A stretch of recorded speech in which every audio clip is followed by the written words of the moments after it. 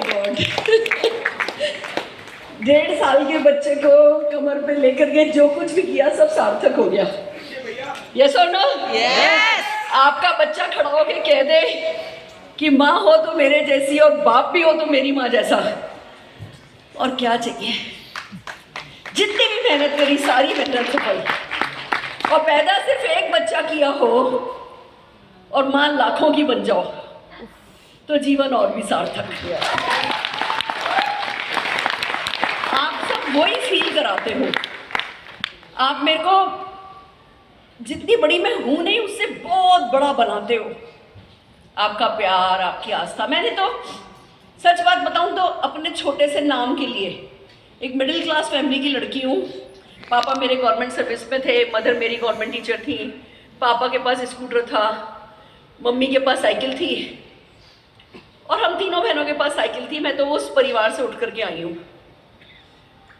पापा कहते थे बच्चा पढ़ लो, हम तुम्हें नौकरी मतलब हम तुम्हें कोई बिजनेस शुरू करा नहीं पाएंगे, अपने पैरों पे खड़े होना है तो कोई नौकरी करनी होगी। एक ताई जी थी जो लेक्चरर थी, तो चलो हमने भी देखा लेक्चररशिप के लिए क्या पढ़ना होता है, एमकॉम करो, एमफिल करो, यूजीसी नेट क्लियर करो या पीएचडी करो, इन तीनों में से एक चीज़ कर लो। हमने कहा लाओ गारंटी लेक्चररशिप लग जाएगी, तीनों कर लेते। हमने तो बस पढ़ाई करी थी।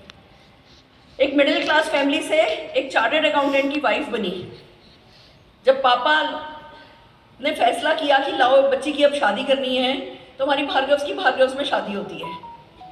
एक लिस्ट बनाई गई, मेमोरी जॉगर मेरे पापा का बड़ा था, एक लिस्ट बनाई गई, और सुबह देखने आने वाले थे एक चार्टर्ड अकाउंटेंट, शाम को देखने आने वाला था एक फर्नीचर का शोरूम का मालिक, अगले दिन हमें निकलना था इलाहाबाद में एक प्रिंटिंग प्रेस के मालिक का लड़का, उसके अगले दिन वहाँ से हम जा रहे थे इंदौर जिसके पास 10-407 थी।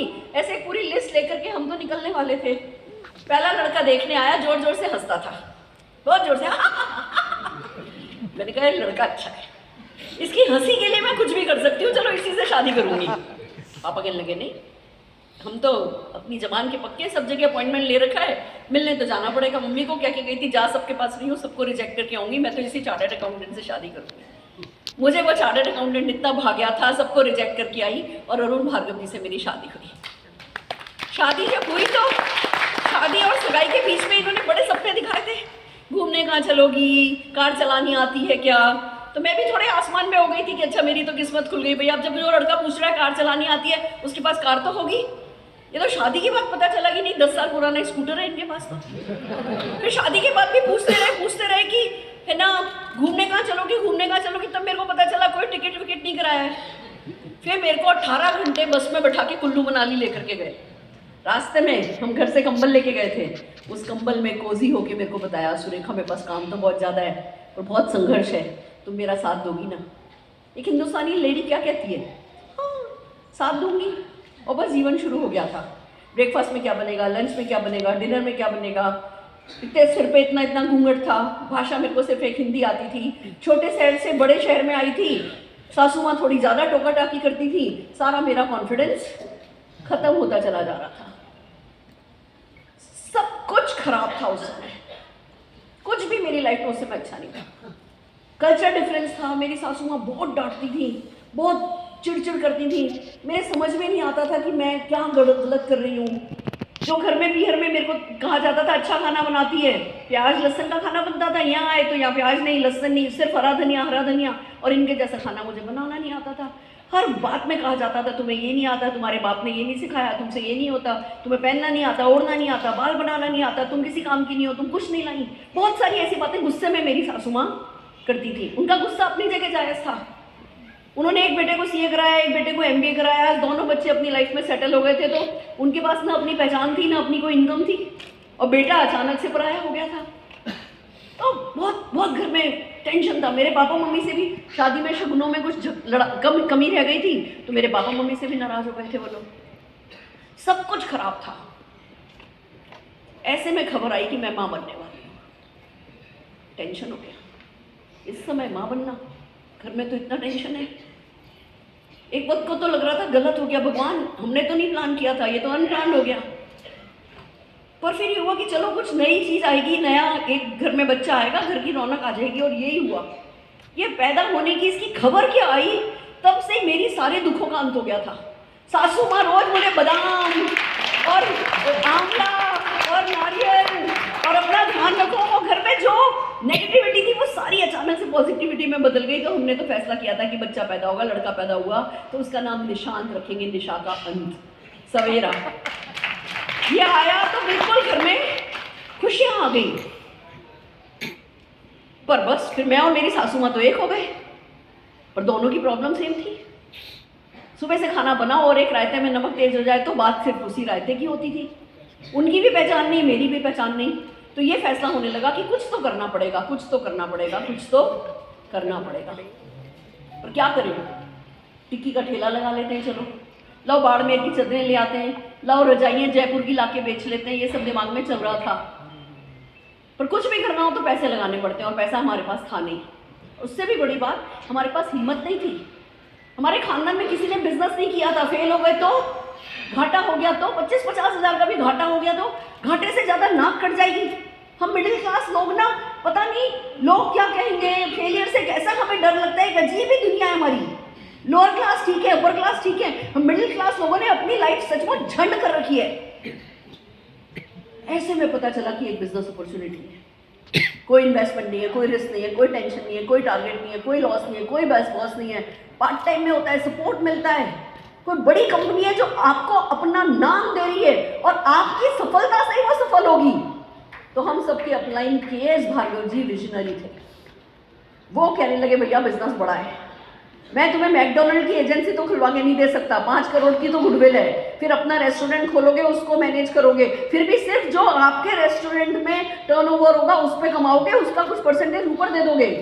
ये मोदी केयर मैकडोनल्ड की फ्रेंचाइज से बड़ा हो सकता है, क्योंकि तुम्हें एजेंसी मिलेगी, तुम नीचे एजेंसी दे सकते हो, वो नीचे एजेंसी दे सकते हैं, वो नीचे एजेंसी दे सकते हैं, और हर एक एजेंसी के टर्नओवर पे तुम कमाओगे। बेटा ये बिजनेस बहुत बड़ा होने वाला है। उन्होंने साथ दिया।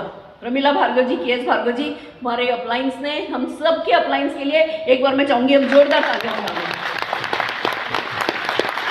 उन्होंने साथ दिया। अरुण भार्गव जी को शुरू में समझ में नहीं आया था, मना नहीं करते थे पर खुद नहीं करते थे। तो एक दिन पापा ने बुलाया, बेटा इधर आ, मोदी केयर क्यों नहीं कर रहा है? डैड टाइम नहीं है। अच्छा 5 लाख रुपए दे। डैड 5 लाख रुपए तो नहीं है, तेरे पास टाइम भी नहीं है और तेरे पास अपने बाप को देने के लिए 5 लाख रुपया भी नहीं है, तो तू अपने जीवन का क्या कर रहा है? अच्छा डैड करता हूँ। दोस्तों हमने बिजनेस करना शुरू किया। बोलना मुझे आता नहीं था, कॉन्फिडेंस मुझ में बिल्कुल नहीं था। जो कुछ आपको सिखाया ना पिछले 2 दिन, बस एक ही काम था, आता कुछ नहीं था पर सीखने की ललक थी। लोग कहते हैं सुरेखा भार्गव अच्छी लीडर है, गलत। मैं जितनी अच्छी लीडर हूं उससे ज्यादा अच्छी फॉलोअर हूं। एक बार किसी ने कुछ सिखा दिया तो फिर मैं अपने किसी डर के लिए, किसी कंफर्ट के लिए, वो सीखे हुए जिससे सीखा है उसकी बेइज्जती नहीं कर सकती। मैं गुरुओं को बहुत मान देती हूँ। जिसने जो सिखाया वो करना शुरू किया। टेलीफोन डायरेक्टली उठाई, लोगों को कॉल करना शुरू किया, मेले में जाकर के बच्चे को लेकर के खड़ा होना शुरू किया। दिवाली मेला लगा था, 200 रुमाल बनाए थे, रुमाल पे कच्चा टाका किया था, उस पर स्टेन लगाए थे, डजोल और प्री वॉश लेकर के दिन भर में 200 डेमो किए थे सिल्वर डिप और प्री वॉश के। गला बैठ गया था पर मैं उठ गई थी। मुझे समझ में आ गया था कि प्रोडक्ट हमारे बोलते हैं, चल फिर नहीं सकते, उनके हाथ पैर हमें बनना होगा। बस दोस्तों लोगों से प्रोडक्ट की बात करनी शुरू करी। चेक नहीं आ रहा था, किसी का 10,000 का, किसी का 11,000 का, किसी का 27,000 का, किसी का 77,000 का चेक आया। फिर एक दिन पता चला कि 27 लोग फर्स्ट फॉरेन ट्रिप पर जा रहे हैं। मेरे को तो काटो तो खून नहीं, मैं तो बहुत जल खुकड़ी हूँ, मेरे में पूरा औरत बनाए। कोई और कुछ अचीव करे तो मेरे को भी अचीव करना है। 27 लोग विदेश यात्रा जा रहे हैं, ऐसा क्या वो कर रहे हैं जो हम नहीं कर रहे? पता चला भैया ये लोग घर बैठ के नहीं कर रहे, ये हफ्ते में 1 दिन ऑफिस जाते हैं, वहां से सीखते हैं, सीख करके करते हैं। मैंने अरुण जी को बोला मुझे भी ऑफिस जाना है, आप छोड़ के आओ, मैं आते वक्त बस से आ जाऊंगी। दोस्तों ये जो बच्चा आज आपको सुना दी 80 लाख की गाड़ी की बात बता रहा था ना, ये इस बच्चे को चुन्नी से अपनी कमर पे बांध करके स्कूटर पे बैठा करती थी, बारिश होती थी तो छतरी ऊपर लगा लेती थी। हर जगह इस बच्चे को लेकर के गई, मम्मी मम्मी पैंट ऊपर कर दो, मम्मी पैंट ऊपर कर दो। मैं मीटिंग कर रही होती थी यही बोला करता था। लोग कहते थे क्यों बच्चे को तकलीफ दे रहे हो? मैं कहती थी इस बच्चे के लिए ही तकलीफ ले रही हूँ।